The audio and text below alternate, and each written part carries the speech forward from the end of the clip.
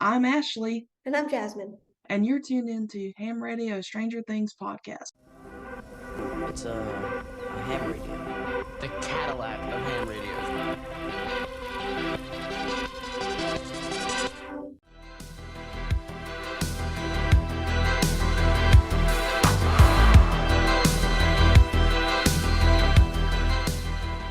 Hello, everyone. Welcome back to yet another episode of Ham Radio as Stranger Things podcast. We've got a great episode for you today, as usual. But first, we have a little housekeeping to take care of, and I'm going to turn it over to Jasmin to let you know where you can find us on social media and where you can listen to the podcast. Thanks, Ashley. You can find us on Instagram at Ham Radio Media, all one word, on Twitter at HamThrough, on YouTube at Ham Radio Media, or using our handle HamRadio1983. We also have a Discord you can join, which is linked in the description of this episode. If you have a fan theory or question you want to share, you can email us at hamradiomedia@gmail.com. Ashley also has a fanfic on AO3 entitled Stranger Things College, which is also linked in the description. The podcast is available on all major podcasting platforms, including Apple Podcasts, Spotify, Google, iHeartRadio, Amazon Music, and much more. If you like the show, please consider leaving us a rating or review. We have a lot of totally tubular stuff coming up, so be sure to follow us on social media to keep up with the podcast and all of our new content. All right, welcome back, everyone. It's been a long time for me and Jasmin since we've recorded any new episodes. I know you've been hearing some episodes that we've throughout the summer, but those were already recorded a few months ago. So we just, went ahead and got them out. But Jasmin, I believe the last time you and I actually recorded an episode of the show, it was like back in June, right? For Yeah, back in the June, yeah. yeah, it was the Linda Hamilton. It was Tadum, wasn't it? Yes, I think so. Yeah, wow, I can't believe that was like 3 months ago. That was over 3 months ago, soon to be like 4. Can you believe that? Oh, it's been a long time. I know it's crazy. It's crazy how this time of year when it starts to get to fall, it's like everything just speeds up, and then it'll be Christmas before you know it. So Jasmin and I are going to share a little bit about what we've been up to in our hiatus from recording. Jasmin, you wanna go first? Tell the people what you've been up to? Sure. Um, so during the hiatus, we found a new audio editor for the podcast, which is super exciting. It means that we're going to be able to give you guys higher audio quality, and we should be able to get episodes out at a faster, well, maybe not a faster pace, but a more regular pace, which is great. I also updated a bunch of my audio equipment, so I got a new microphone and pop filter, and I'm working on getting a new desk and chair setup. So that's super exciting. I also got a promotion at work, so I went from being so I got a new type of contract that gives me benefits, vacation days, sick days, all that good stuff, which is very exciting and important in this economy. Um, I also spent some time going to festivals. So here we have a big festival called Blues Fest, which I went to over the summer. It's got blues and rock and pop musicians that play. They also did a Pride festival as part of the Pride events this year. So it was cool. It was a little market where you got to buy from little independent sellers, and I got a whole bunch of Christmas gifts. I'm an early shopper, so I get started in the fall. And like many of you out there, I'm sure I tried and failed to get Eras tickets and tickets to every other concert on the planet and got waitlisted. So this is my shout out to all of our listeners who probably also got waitlisted. I'm with you in solidarity, my friends. That's awesome. That's So Ashley, do awesome. you want to And share what you've been up to? yes, mine has not, admittedly, it has not been as incredible, if that's a good term to use, as Jasmine's has been. But I have had some cool things, fun things going on. First and foremost, I was able to finally get around to charging my microphone. So yay! It's a for those of you who don't know, it's a Bluetooth. You connect it to Bluetooth, and you have to charge the Bluetooth sound port in order for the microphone to work. And I haven't done that for our last few episodes that we recorded before we took a little break. But no worries, I was able to get that done so you can hear my voice a little bit better and hopefully it sounds a little bit clearer to you guys. Upgraded my desk. I got a new desk, so it's all great. And putting some more touches onto my quote unquote office, what I call my office. And so hopefully Jasmine and I can post some pics for you guys because that's going to be totally awesome. I got a new job title at work. It's something I've been wanting for since like my last review, like a year ago, and just got it. So that's awesome. And then like some of you, if you follow us on Instagram, you'll know that I'm in the writers' room for an audio drama series called Murphy's Inc. Season 2 just premiered in August, and I believe they're on episode 5 or 6 now. And if you want to check that out, it's available on all podcasting platforms. Usually, it posts on podcasts midnight Eastern on Spotify, Apple, all the podcasting platforms. But it also premieres on a radio station out in Carson City, Nevada. For if you live on the West Coast and you want to check it out there, you can listen to Murphy's Inc. Season 2. New episodes drop on 95.1 KNVC radio every Sunday at 9 p.m. Pacific. But if you're like me and you don't live on the West Coast, you live on the East Coast, and you don't want to stay up for that, just wait until Friday or Saturday or whenever, and you can listen to the episodes. But um, you won't actually get to hear any of the episodes that I spearheaded the writing on until at least like another 4 weeks. But I'll definitely post something about that when it comes. And then last but not least, I created my own audio drama series. It's called Oak Bridge, and we just began writing for that on season 1 back in August, and rough drafts are be due on Monday, and I just got received one before we started recording this, so it's really fun. And so Oak Bridge, I mean, it's I like to consider it, Stranger Things, but in the 90s. Stranger Things it's a pretty big influence on it, but it's other influences like the X-Files and Twin Peaks, those type of things.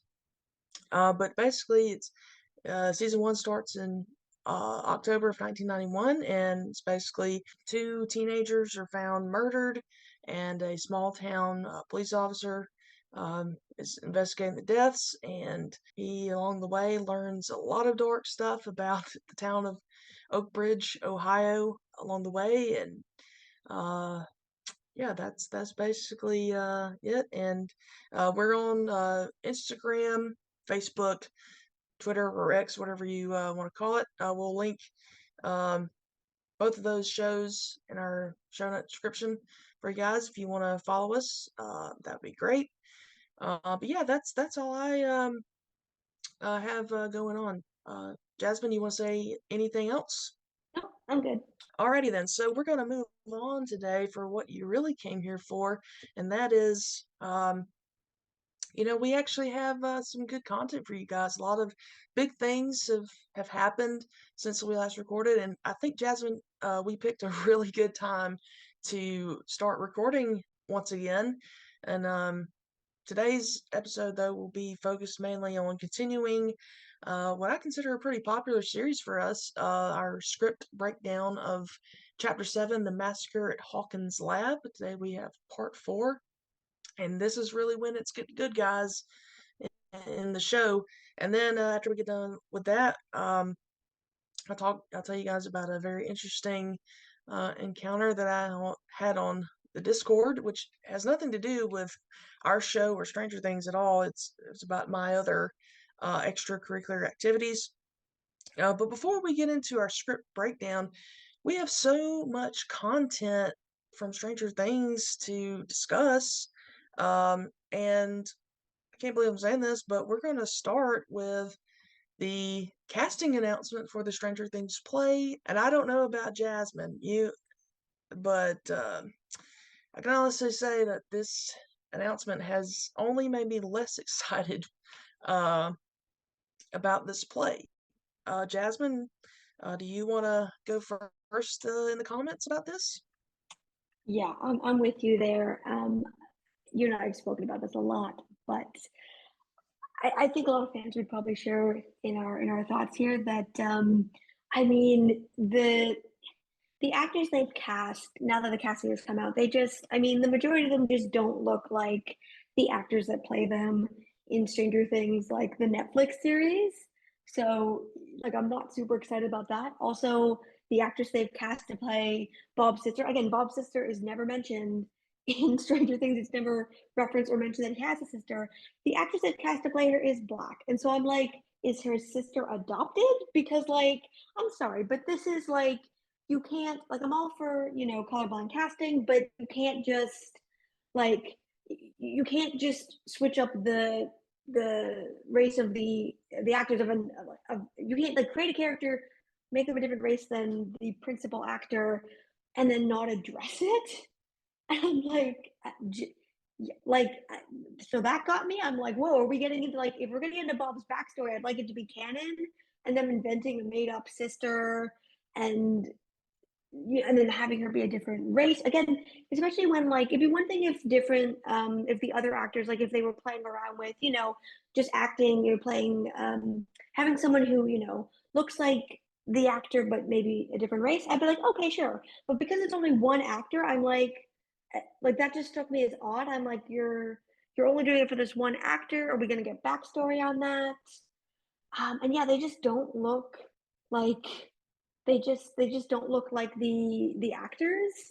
And there's also stuff in there about apparently people playing Dustin's parents, like the Hendersons, which is completely non-canon compliant. They've said it's canon, but Dustin literally says in season 1, when he's talking to Mike about why Lucas is so upset, that, like, Dustin moved there in the 5th grade, and we've never seen anything about Dustin's dad on screen. There's a lot of theories, but he moved there in the 5th grade, which means his parents, like his family, did not grow up there.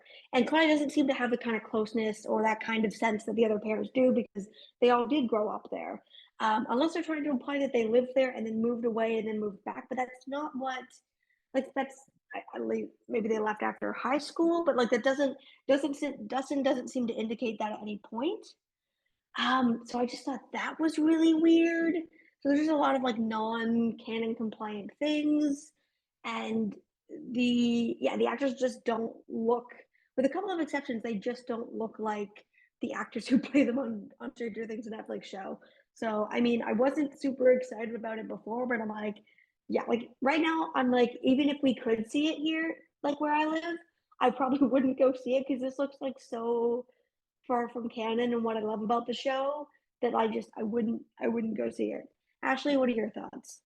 Yeah, I mean, mine are, I think, basically aligned with yours, and I don't like to be negative about anything associated with Stranger Things. I've said numerous times, and I still say this, that I appreciate them, wanting to use various mediums to tell, the story and all that. But now, by this casting, it's like you're gonna have to try very hard to convince me of some canon in this. Um, a- and just so everyone's aware, like, we do not discriminate here at the Ham Radio Podcast. But come on, like, why would you do that with, a black character for a black actress for, you know a white character's sister? Like, I just I mean, I could overlook it, most definitely. And it's probably a good thing that she's never mentioned in the series, because I would have a much more difficult time accepting that. But I will say that I thought they did a really good job casting Bob, a young Bob. He Yeah, me looks too.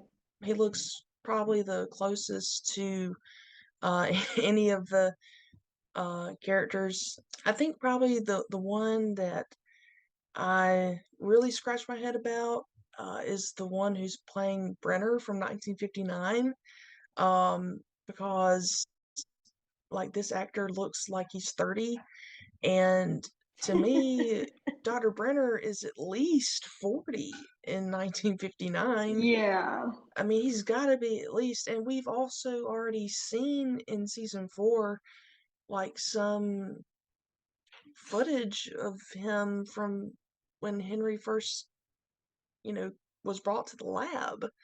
Uh, I don't, I don't really like that one. Um, but yeah, and I don't want to burst anyone's bubble here. And again, if you're out there listening and you've had opportunity to, get tickets to go see this thing, I mean, that's great. Like, that's really great. But like, I just, the overwhelming excitement in the air for this, I'm like 90% of us are not even going to be able to see this, you know? And if there's any important material in here, we're not going to be able to see it. Now, I do expect people to post it online, even though they're not supposed to. But still, um, I mean, I'm not going to get really excited even more about this play over this casting announcement. Because outside of a young Bond movie, they don't really look like any of our cast of characters. It's just not, it doesn't look very believable to me. But I'm going to leave it at that because I don't want to spew any more negativity. All right, so also we got some Scoops Ahoy ice cream flavors that are now available at Walmart. There are 1, 2, 3, 4, 5, 6, 7, 8 new flavors that you can purchase. The flavors are as follows: USS Butterscotch, Triple Decker Extravaganza, Chocolate Pudding, Cinnamon Bun Bites, Pineapple Upside Down, Mint Flare, and The Void. I must admit, The Void, that sounds pretty interesting. Jasmin, they're not. I don't believe they sell this in Canada yet. Is No, that not correct? as far as I can tell. So, big caveat to that, they're available at Walmart, but Walmart's only, well, I said Walmart weird. Walmart's in the United States. So, if you don't live in the United States, it's currently not available in Walmart. Not that I've seen, like, if you look at it online, it doesn't, like, there's, an American and Canadian version of sites, for different countries. They don't appear on the Canadian version of the site. I mean, you can't order them through any app. I mean, I haven't physically walked into a Walmart to go look for them because the Walmarts are kind of far from me and I'm not trekking all the way over there for something they probably don't have. But as far as we can tell, and I've talked to other people, they're only available in Walmarts in the United States. So if you are interested in having one of these and you don't live in the United States, you're not going to be there anytime soon. I guess you're currently out of luck. I assume they're testing it in the States, and if they go over well, they'll expand to other countries, as sometimes happens. But yes, as far as we can tell, they are only available in Walmarts in the United States. Yeah. So I will hopefully go to my local Walmart soon, and hopefully they'll have it there. And I'll buy a flavor and try it out. I must admit that the butterscotch one sounds pretty good, and maybe the pineapple upside down. But I really want to see what's in the void, because that one is definitely sounds very mysterious to me, and it's probably a vegan flavor or something like that, because void of dairy. Which is great. But yeah, if I do, I'll post my experience. I'll share that on the socials, and next time we come to record, I'll talk about it.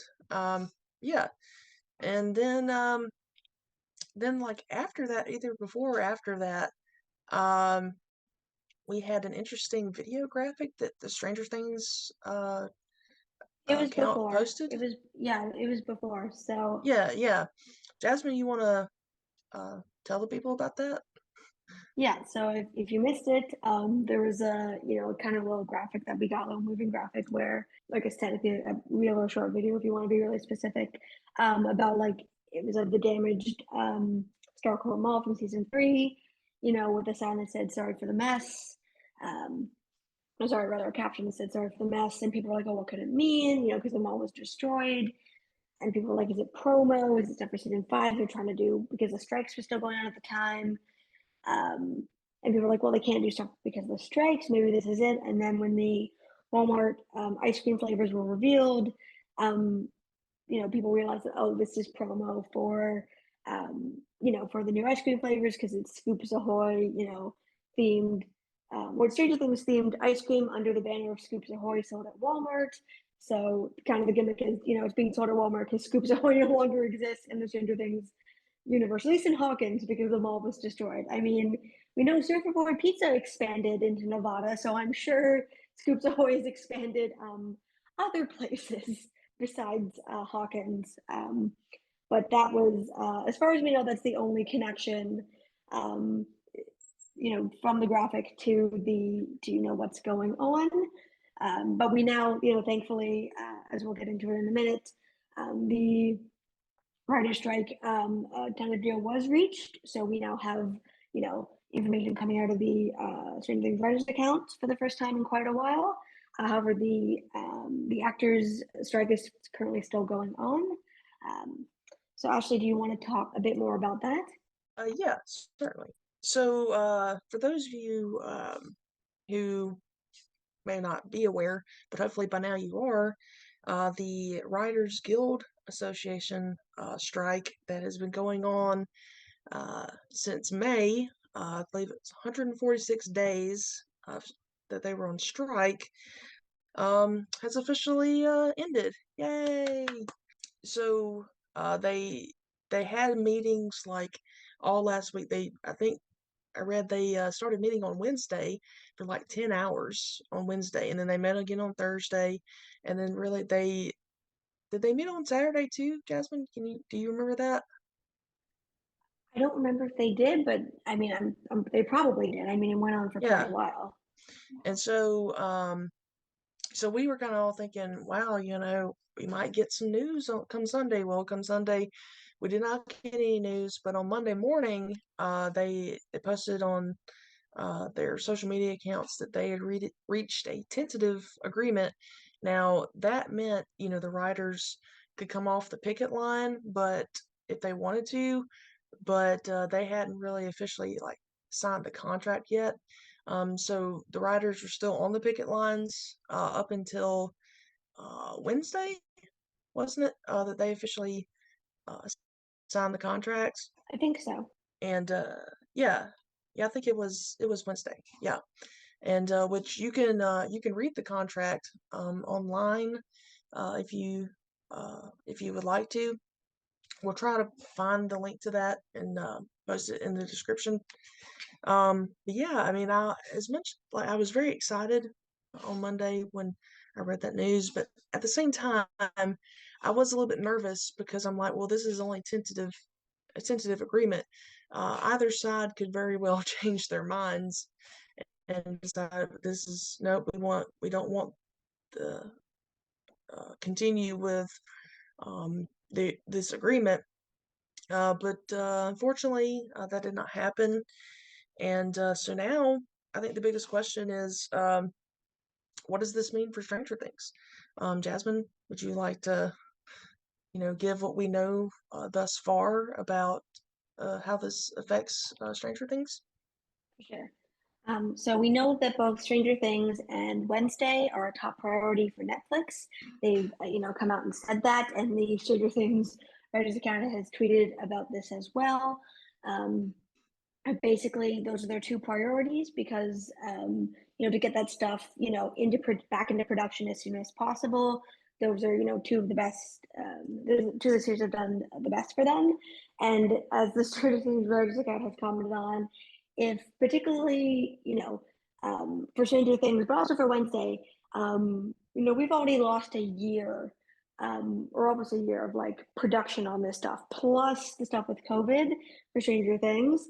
The actors, were either locked or were the correct ages when that stuff was originally in production. But we lost 3 years to COVID and then another almost a year to the strikes. So, as everybody has commented on, if they don't get back into production soon, all the actors are like way too old to play high schoolers, or like newly graduated, high schoolers. So they have to, and the cast of One Day, they're supposed to be in a boarding school, right? So they have to all look young enough to play a high schooler or someone of that age. And time keeps on ticking. So Netflix has indicated that, has publicly said that is a priority for them to get those two shows back into production. However, until the SAG strike is over, filming will be delayed. At least once that happens, they won't have to worry about writing the scripts outside of changes during filming, because from what they've indicated so far, it looks like those scripts were completed prior to the strike. But of course, there is rewrites and changes made the day of when they film. We've been doing our script series, and it really goes to show that it's not final till it's final.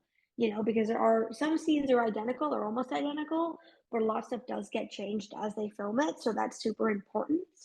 And the artist count has been very active since the WGA strike concluded, which is great. We're getting all this new content, and we're all hoping for an end and a good deal for the Actors Guild soon. One, because they deserve it, and two, because if they don't go back into production soon, they're not going to look older. They're going to look too old to play what they're supposed to be playing. So we're all crossing our fingers for that.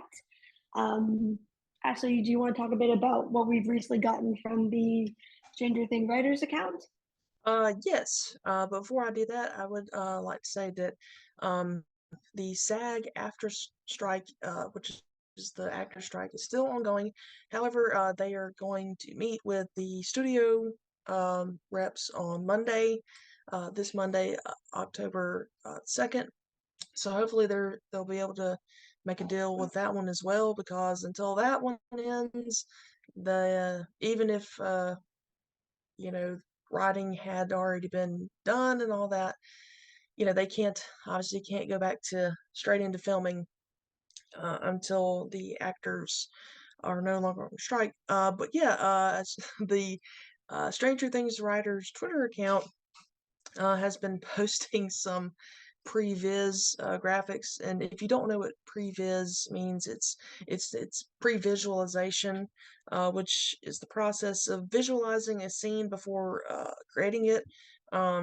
Pre-Vis generally takes the form of 3D animatics, or like a rough version of a scene or scenes.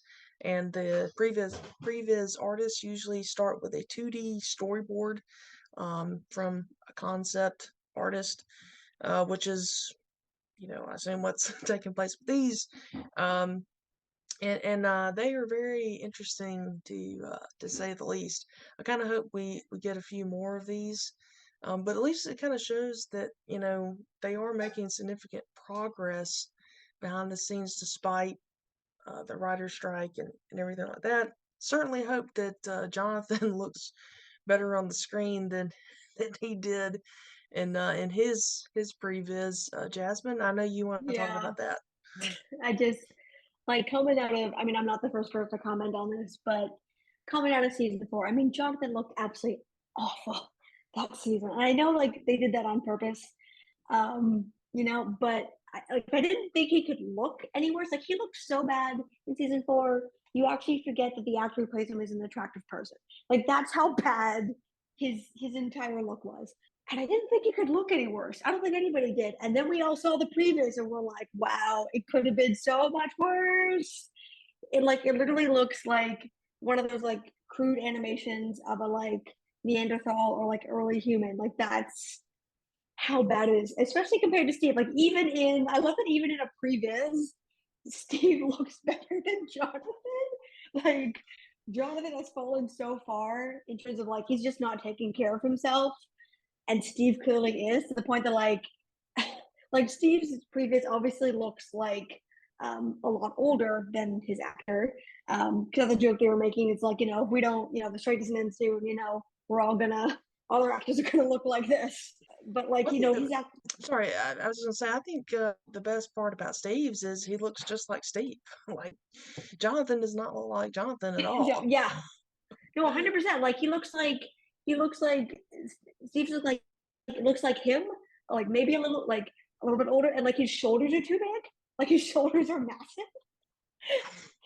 But apart from that, like it's obviously Steve. You can tell it's Steve. Like I think it's for the rendering that it is, it looks it looks like Steve. And then you have Jonathan, and he looks like a literal like crude animation of a Neanderthal, which is made worse by the fact that like Steve's previs just has him raising an eyebrow and looking at somebody and then like turning on a machine. Whereas Jonathan's literally trying to like, when you touch the two wires, like start your car or whatever, like he, when it breaks, he's doing that and Steve's literally looking at him like, what the heck, dude, and just hits the button.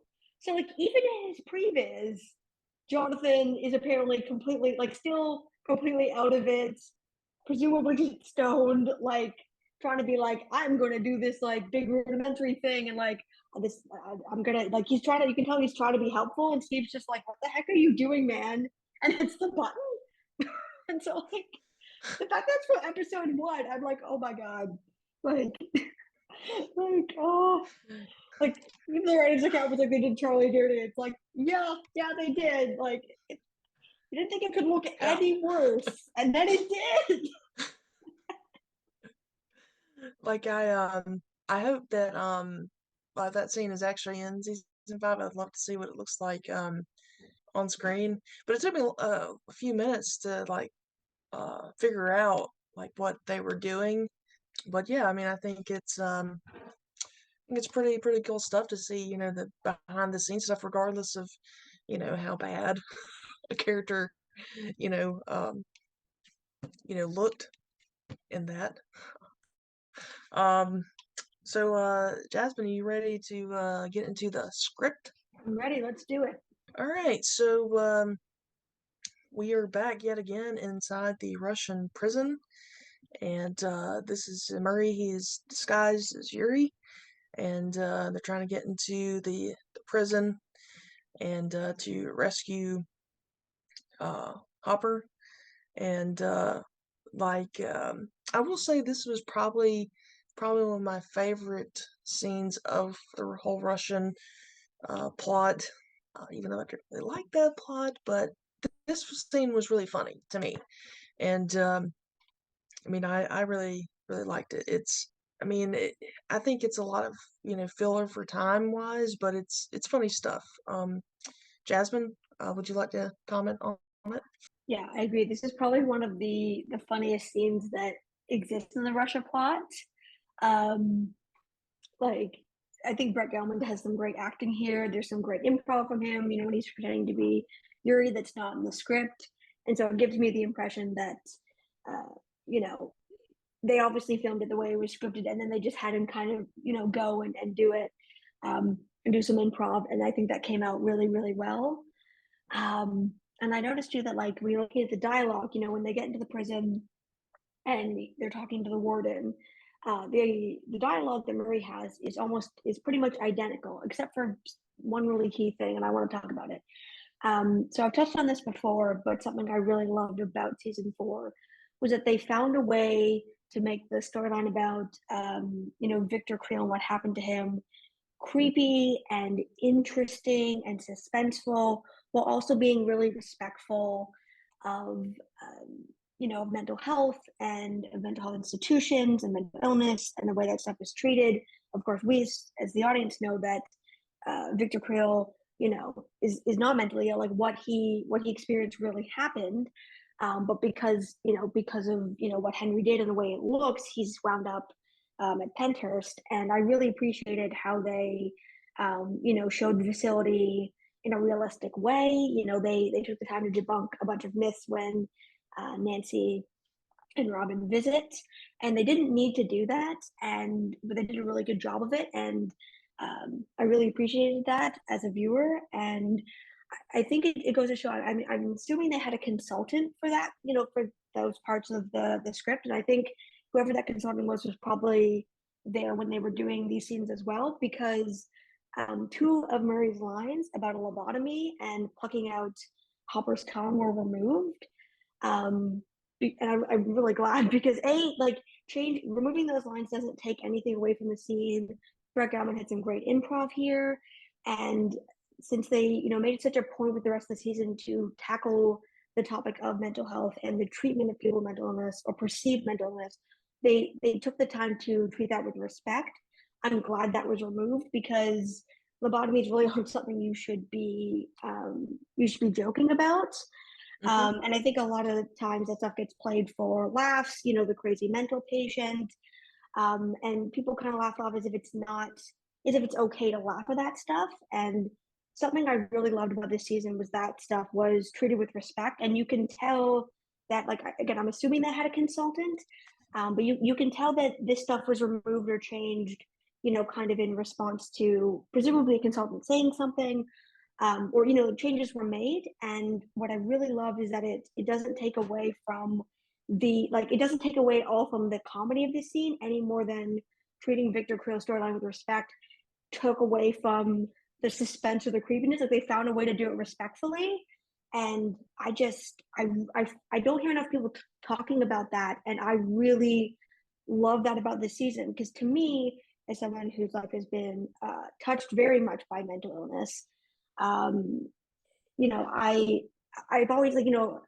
think a lot of people might have had this experience where you're watching something like a TV show and they do a Halloween episode and they do something about a crazy mental patient and you're like, come on, like, you don't need to do that.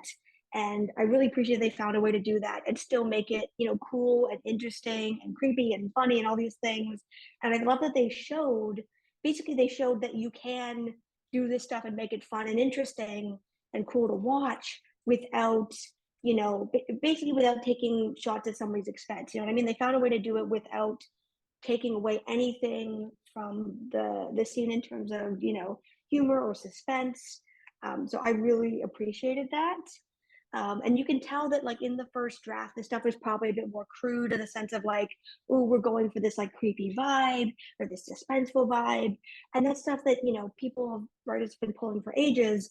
But I like that they obviously took feedback on this and they were sensitive to that. And they're like, oh, okay, like, this is why this needs to be removed, or we need to do it this way.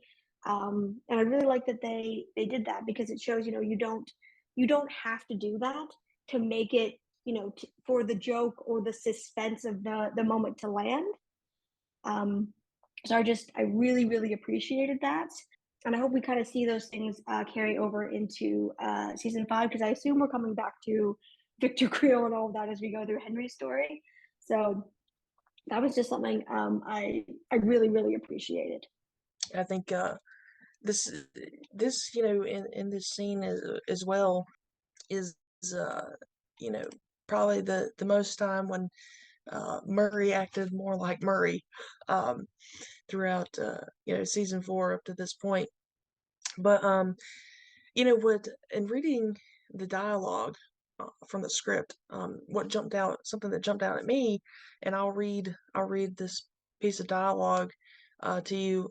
It's the warden of the prison, the Kamchatka prison, is speaking. He's referring to Joyce here. He says, "Now this one I would recognize a continent away. She was more beautiful in our uniform, but still quite striking, isn't she?"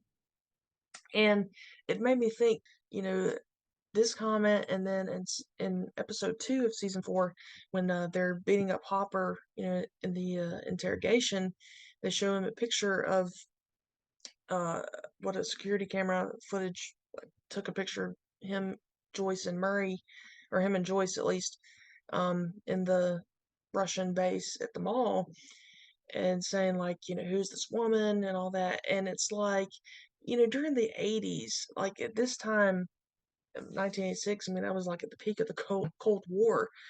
Um, the KGB had agents all over the United States during that time, and I just, this even then further cements to me, like, why did they never send anybody to look for Joyce, like from the KGB? If it's so important that they want to know who this woman was and that they recognized her, I question, like, why didn't we ever feel like Joyce's life was more in danger from that angle than, we did? I mean, it just makes me curious. Like, why weren't the KGB not after her? you know? Yeah, that's a good point. I mean, the only thing I can think of is that like maybe Owens and his people were aware of that and they, covered their tracks well or what have you. But the thing that gets me there is I'm like, well, all of the kids are registered and in school in California. Yeah. That's what gets me. And I'm like, okay, I get it was the 80s and like today, all your information is digital, right? So I get that the information, it's not like that was readily available to people. But like you said, the KGB obviously had agents in the United States in this time. We've seen how well the US government and the Russian government can infiltrate things in this universe.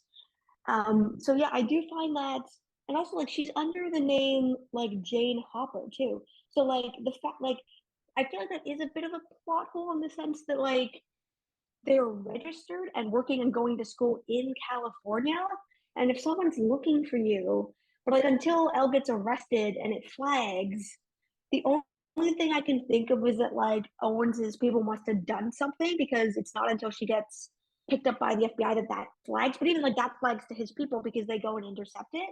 So all I can think of is that Owens and his people must have done something to help hide them. But I wish we'd learned.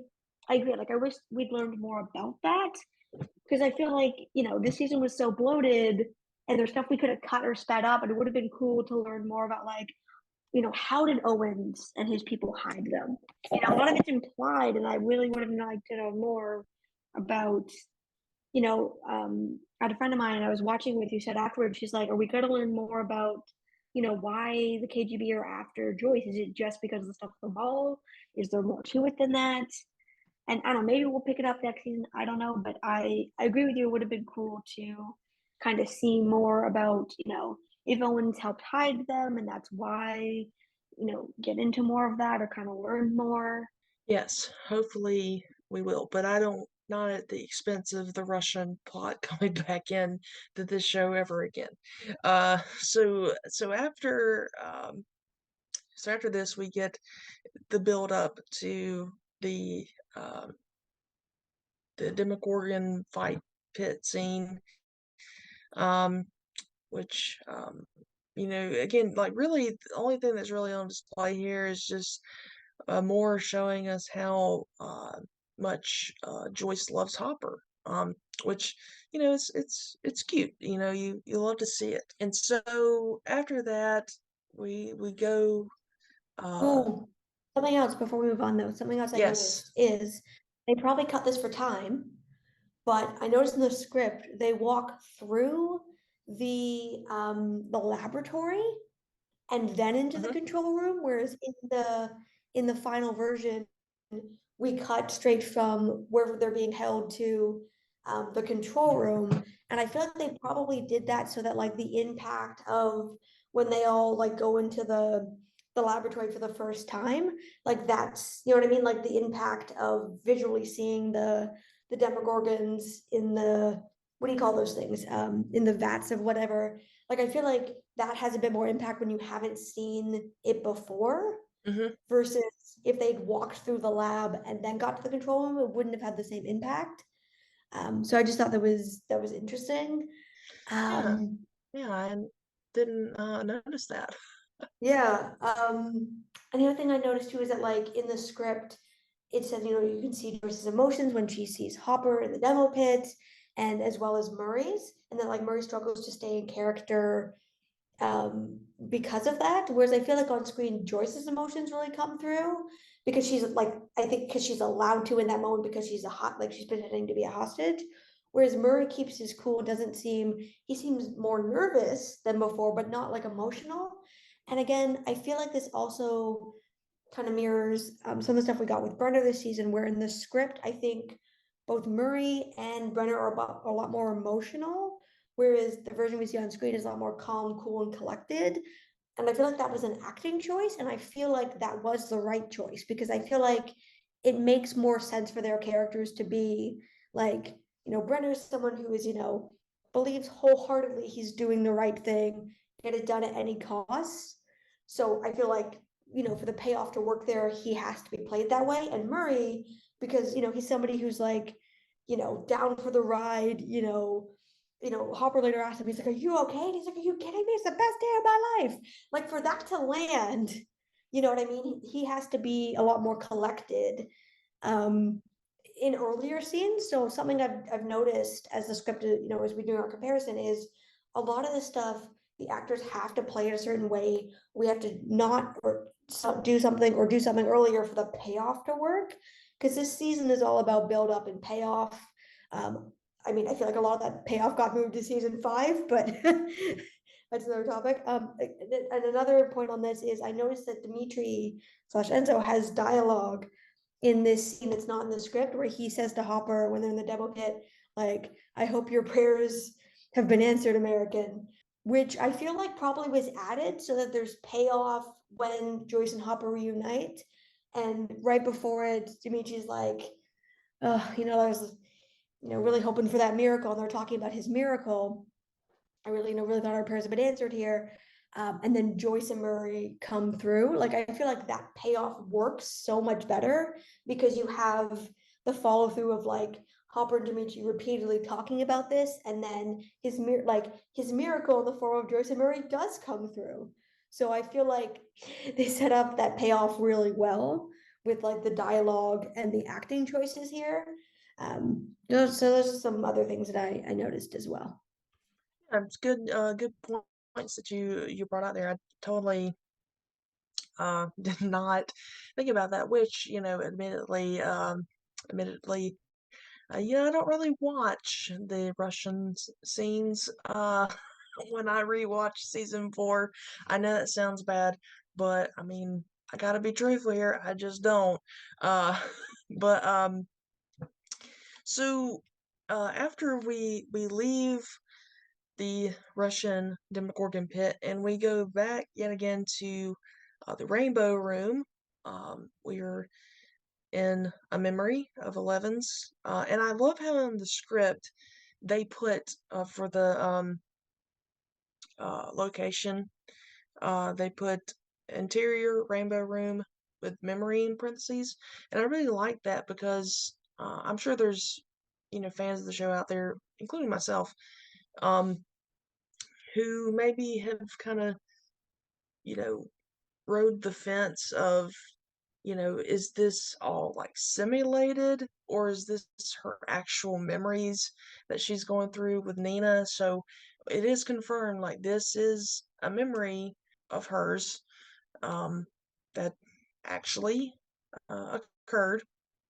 And so basically what's going on here is this is after number 2 has been sent to the infirmary because after Brenner shocked him, electrocuted him with a electro dog collar thing, and 11's just in the Rainbow Room minding her own business, but the tension is in the air. Like, everybody, all the numbers, especially the older ones, are giving her the death stare, and so our favorite friendly orderly comes over there to talk her up for something more challenging. And what I really like about the dialogue in the script is, aside from number 2 being referred to as number 4, this is pretty much line by line verbatim what's on screen. And for me, this is really when we're starting to, I think, get a sense of more of who this friendly orderly really is. Jasmin, do you have any comments on that? Yeah, absolutely. And we've talked about this before, but I think the parts of the script to screen that are the most identical, or are the closest, are things about the memories from 11 and things about the lore. And I think that's because they have a plan here, and they have to stick to that plan in order for the payoff and what they've planned for season 5 to work, to give us, the audience, the necessary information. So that feels very much like that was something they're like, "Okay, do this exactly as it's written." Whereas the other scenes, the Hawkins and Russia plot, there was a lot more, ad-libbing or improv, or they could muck around with it a lot more. There was a lot more freedom there, because these are more, character moments. or it doesn't, it doesn't have the same, there isn't the same kind of end game plan in terms of lore and memories. Like we don't need the same, like if Eddie's line is changed, that doesn't affect the final plan in the same way that like if a line is said incorrectly, it's something that Henry says. So that's something I've noticed. And I think you and I basically had the same question coming out of this scene, because the script and the scene is pretty much identical to the script. Was Brenner going to allow the other numbers to kill 11? Like, was he, is there any truth to what Henry is saying here? I think you'd written down, like, is he lying in an attempt to manipulate her? And actually, I'm excited to hear your thoughts, because to me, now knowing what we know by the end of season 4, I don't think Brenner, would have allowed Elle to be killed. I think he might have, been planning a line that to hurt her or for something to happen and interrupt it, because he's got cameras everywhere. So, I don't think he would have actually allowed them to kill her though. Or maybe Henry made the entire thing up and Brenner, like was Henry the one that turned off the cameras to allow that situation to happen? Because he says, well, the cameras are turned off, but like, did he do that? Because his language there is very similar to how he later tells his victims that their suffering is coming to an end. You need to be free of this hell. I believe in you. And even though Henry, positions himself as like the opposite of Brenner, as we see by the end of it, him and Brenner are actually very similar, because they both, they have similar language there, and they're both trying to manipulate Elle because they see how powerful she is and they want to use her powers and manipulate her. And despite their threat, they don't actually want her dead. They don't actually want her to die or have any plans to kill her, because they want to use her powers, right? Like Brenner, drugs her to stop her from escaping, goes after her, puts helicopters in the sky, where Collie just gets all the way to Chicago. Brenner does that. And then Henry kills everyone else in the lab, but keeps 11 alive. And he only goes after her when she stands up to him. So they both seem to have this shared goal in a weird way of they're making threats and they'll hurt her, but they're not going to actually kill her because they need her and her powers. And they've established she's more powerful than the other numbers. But Ashley, you've commented on this, if Henry's plans to take over the world and kill everybody, why kill a bunch of kids with superpowers? Like why only keep 11 alive? Yeah, I think it's 50-50 here. Like I think that Henry is telling the truth when he says that, Papa only wants control. I mean, I think that's that's been made pretty obvious throughout this season and really throughout the show. But the Henry says a line here that makes me kind of question, is he being truthful or not? And I do think he had every intentions of manipulating 11 just as much as Brenner, because while I don't really think that Henry really wants control, he certainly wants power and to rule the world. He has made that very clear. And I think, he recognized in 11, first and foremost, she's quiet. She's more reserved than the others. But with a little bit of encouragement, shall we say, she is a lot like me in terms of her powers and the strength of them. I can use her for what I want. And so when he says to her, about the others, Papa wanted the others to kill her, and Papa will allow it to happen. In fact, he wants it to happen. He's been planning it for some time now. And I just don't know that that's the case. I mean, Brenner, you can put a lot of blame on Brenner for a lot of things. I mean, Brenner is, in my opinion, the principal cause of everything that's going on, because if he had only done the right thing with Henry when he first took him to the lab, and especially not having him around children, none of this would have happened, you know?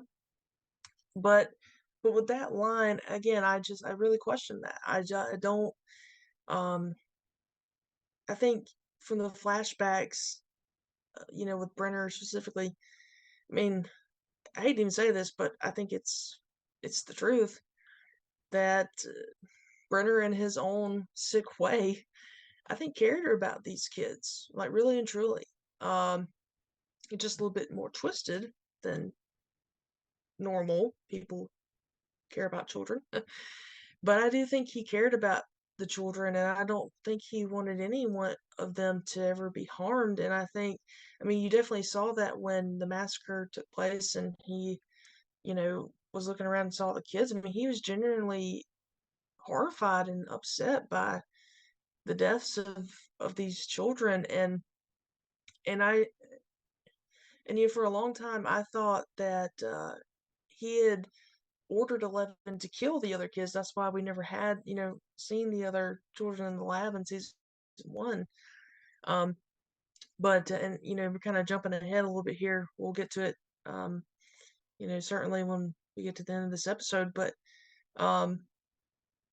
when Brenner comes into the Raymer room after the massacre's taken place and after Henry's been sent away, when he looks at her and says, "What have you done?"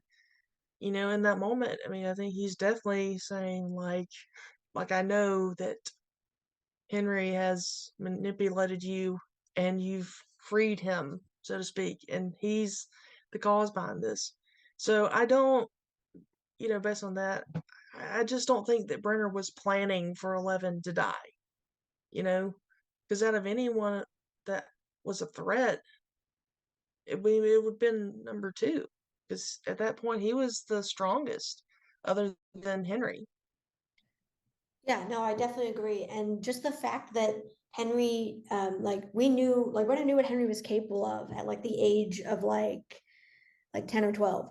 So however, I think he's 10 when he kills his family.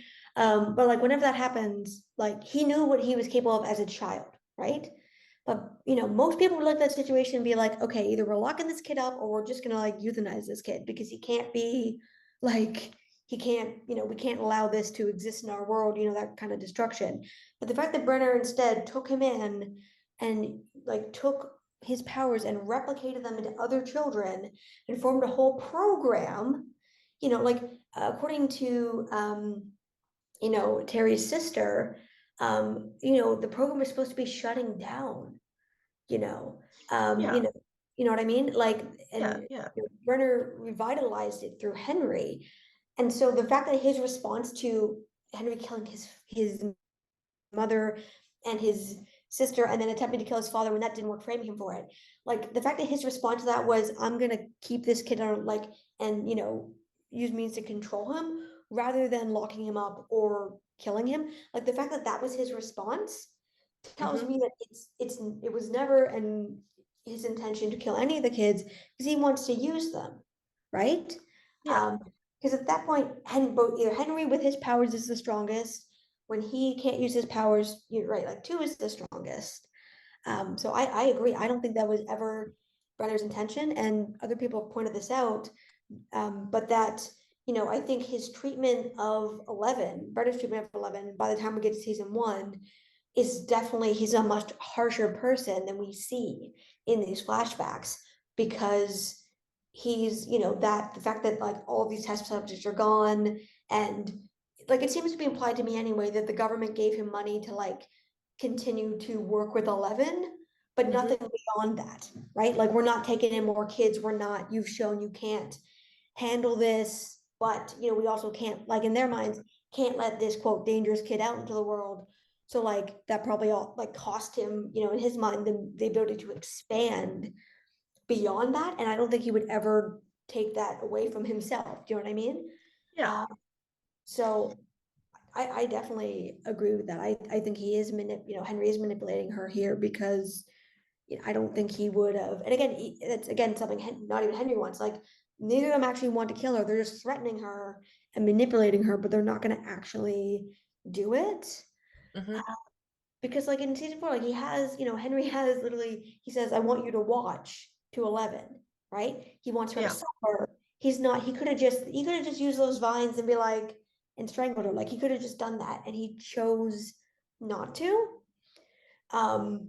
And I'd be interested, like, I don't know if Elle, because we don't really have her inner monologue, her inner thoughts about this stuff yet, but has she realized that, like in the present, has she realized that like, they're threatening her here, but they were never actually going to do it, for all of their talk.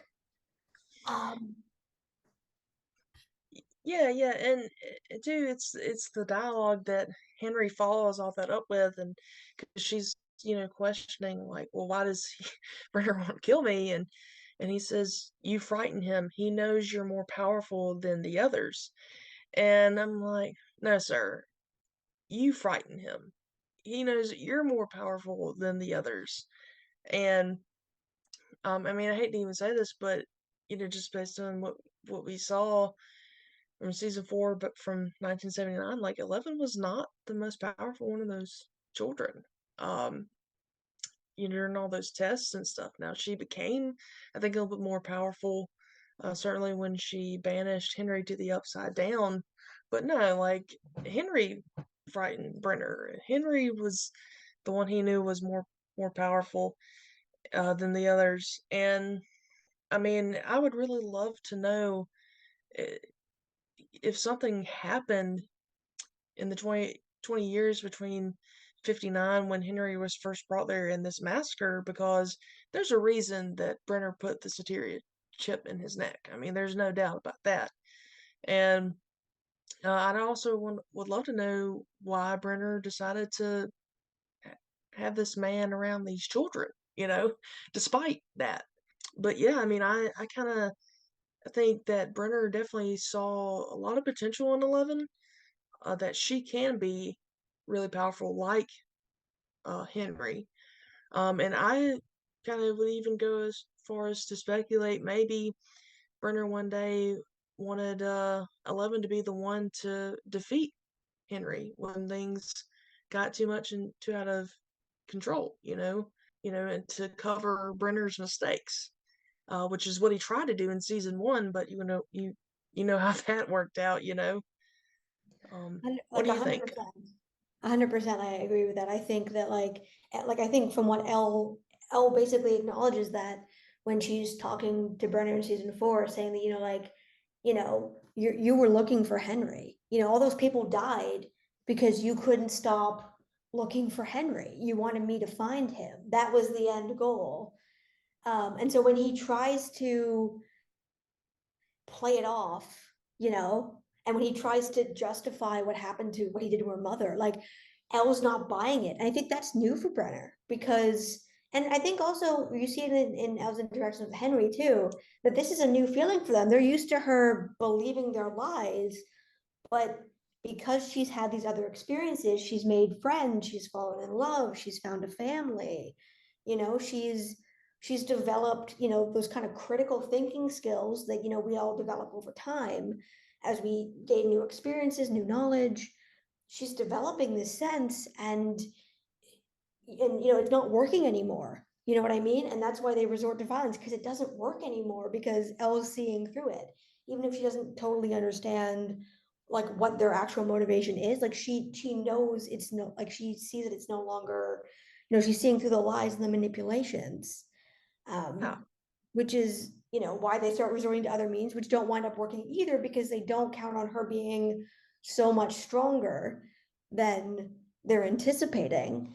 And something else I thought that really stood out to me in this scene is how Henry talks to her here, like in the Rainbow Room, while they're playing chess, is key to how he earns her trust for later on, so she'll help him. Like in hindsight, that like when they're playing chess, like that is the thing where she's like, well, why are you helping me? And Yeah. and he says, because I believe in you, you deserve to get out of this hell.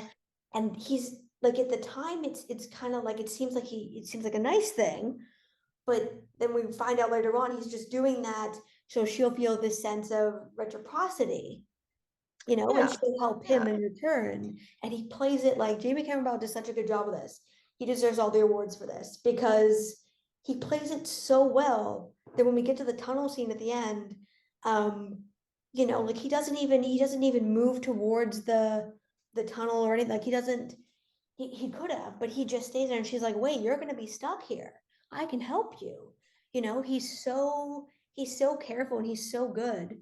And I think it makes you wonder what people like, Brenner and Henry could have accomplished or achieved if they'd set their minds to doing something good instead of doing something bad. Like what could they have Yeah. done for the world had they used what they clearly have as a force for good, instead of for bad. Yeah, and it's what happens there in the dialogue you just mentioned. He says he doesn't say because I don't want you to die. I don't want to see you die at the hands of an evil man like Brenner. He says because I believe in you, and it's time you are free from this hell. And I'm, and this is, from me adding this in, and I'm going to help you do that. And then, not jump the gun, but we see later on in this episode, once she turns his offer down to rule the world together, um, he's like, oh, okay, well, it wasn't supposed to end like this, so, and then tries to kill her. So, at least Brenner, I mean, yeah, like in episode 8 of season 4, like he does put the shock collar on her, but he says, and this is just as, I don't intend to use it. I mean, it's just as a precaution thing.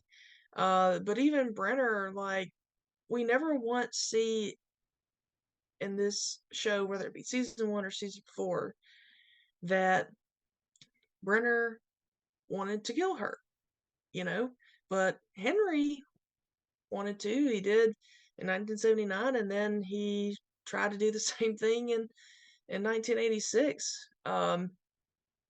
Because she turned him down and he didn't like that. So my quick answer to the question would be, yeah, Henry is definitely lying to her here. He's trying to manipulate her, and he did a good job of doing that.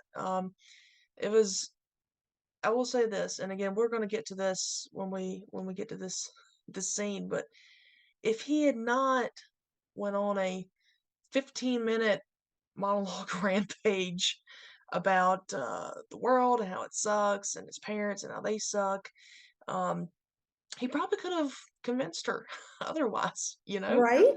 That's the hero, that's the villain's downfall, right? Like, He overplayed it's his hand. He really it's did. it's the monologuing and the capes.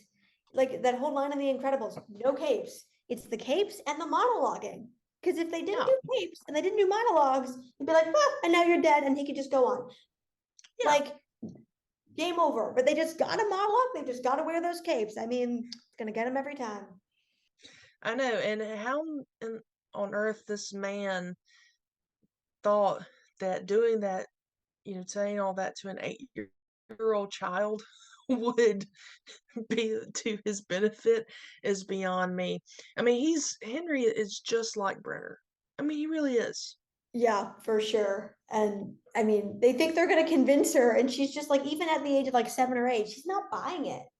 Like, as soon as Yeah. who they really are has been revealed, she's not buying it. And I think that surprises them because they think she can be, they're like, well, you were easy to manipulate, you're gonna be easy to convince.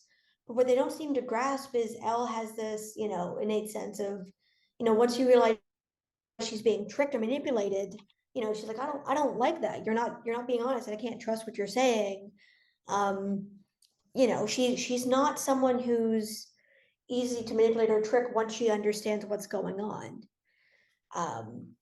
Yeah. And this bit of dialogue here, I do think ties into what happens at the end of episode 9 when she's trying to convince Henry, or at that point Vecna otherwise.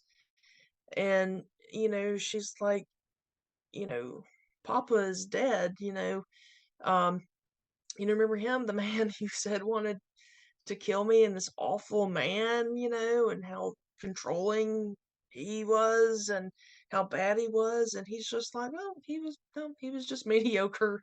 Like, you think I care about him? Like, no, he's not the reason I'm like this, you are. And it just goes to show you, like, just truly how awful Henry Creel is.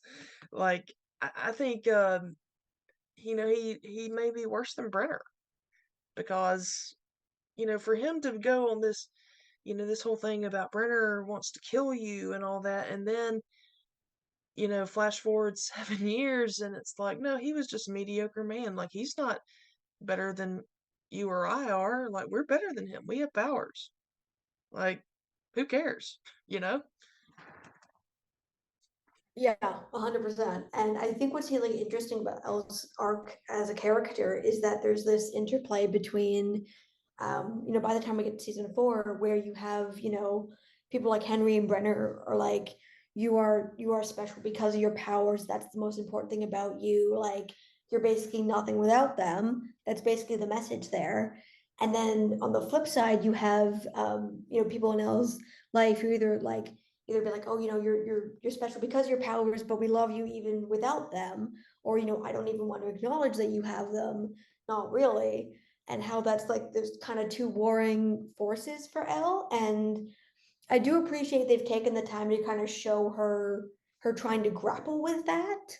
Like, I feel like we really got into that this season about her trying to grapple with, like, who am I without my powers? Now I've got them back. How do I give my life meaning or my self-value, or who am I in this world without them, or with or without them? And I do appreciate that they've kind of like went into an exploration of that, kind of parallel to what we learn about Henry's story. And so, like, I really appreciated that they went into that. And I mean, we gotta say, when season 4 is good, like when it hits the mark, it hits the mark. You know what I mean? Yeah. Yeah, I totally get you there. And I know that people have complained about Henry monologuing all the time, but he does a really good job at it. Like, you It have to does. get It's a him, good give monologuer. him. Yeah, he really is. Yeah, and obviously we'll get to that monologue hopefully soon, because it is very long. Like, it's over 10 pages of the script, Yeah, and it's that long. I haven't gotten that far in yeah, the script. yeah, and it's gonna be fun. That Yeah, episode, we'll probably have to split that one up that's a in a couple multi-parter parts. just on his Yeah, monologue. definitely, Just on his definitely. monologue. Yeah, because and I can't wait to dissect that. That's gonna be really fun. So Jasmine, do you have anything other comments you want to make on uh this portion of the script before we talk about some few other things and conclude today's episode? No, those are all the comments I had for this week's episode. Oh, good. So next time on the script series, we will be going back to the Wheeler house. Yeah. Uh, so hope you'll join us for that. For some truly awesome, funny scenes at the Wheeler home in Chapter 7, The Massacre at Hawkins Lab. So before we uh, close today's episode, so I have had a very interesting encounter on the Discord last week, and I just want to share a little bit about it. I thought, Jasmine, about this, um, but I just feel like I had to talk about it because it was truly, truly interesting. So this had nothing to do with our show or Stranger Things. It was I'm busy right now with Oak Bridge stuff, and part of that is episode artwork for the episode titles. And because I'm no artist, I had to reach out, to get some resources, and there is a Discord server that I am a member of that pertains to audio dramas and podcasts. And so I just put on there a simple question like, does anyone know how to make episode cover art or can advise me on how to do it? So one of the moderators added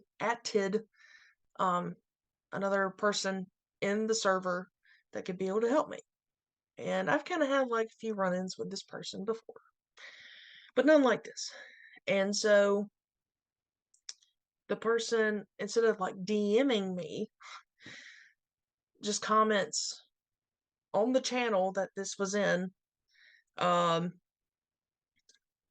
what did you need?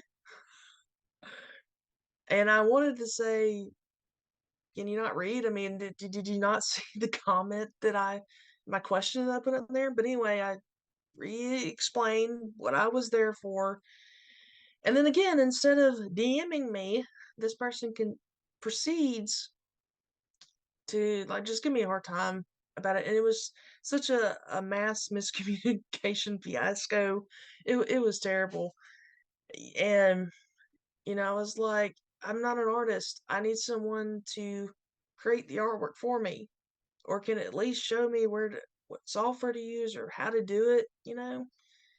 And so I said, I will DM you the details. So I did.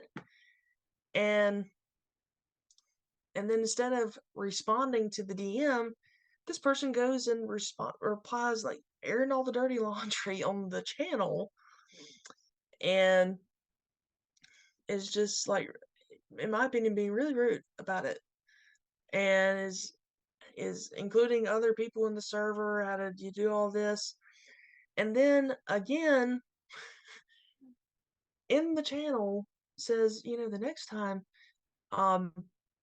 instead of you should tell me what you want before you DM me and stuff, or tell me that you're going to DM and stuff. And I'm like, I told you I was going to DM you the details. And it just got to the point where I messaged the moderator and I was like this person, number one, did not help me at all and was really rude. And was like, okay, thanks for letting me know, but she must have had a bad day. And I'm like, yeah, she must have, because there was no reason to be that nasty with me over a simple artwork question. And so I blocked that person from being able, like, she can't comment on any post I put. You probably can't read them. I hope that is the case, because I'm like, no, I'm not going to put up with someone being rude to me over basic questions. And fortunately, I was able to reach out to another artist who follows Oakbridge on Instagram, and he is doing the artwork, and so far it looks really good. But man, like, I mean, Jasmin, I hope that you've never experienced anything like that. Not in the Discord server. But oh my God, that's rough. I feel like for the moderator, like that's not a good excuse. Like, well, they're probably having a bad day. It doesn't matter. You're the moderator. Your job is Yeah, to moderate. Like, you can't just give an excuse and be like, oh, they must have had a bad day. Doesn't matter. Your job is literally to moderate. You're supposed to be like, thank you for letting me know, and then like kick that person out of the server. yeah, Or like talk to them, be like, hey, we've had some complaints. Like, can you maybe explain what's going on?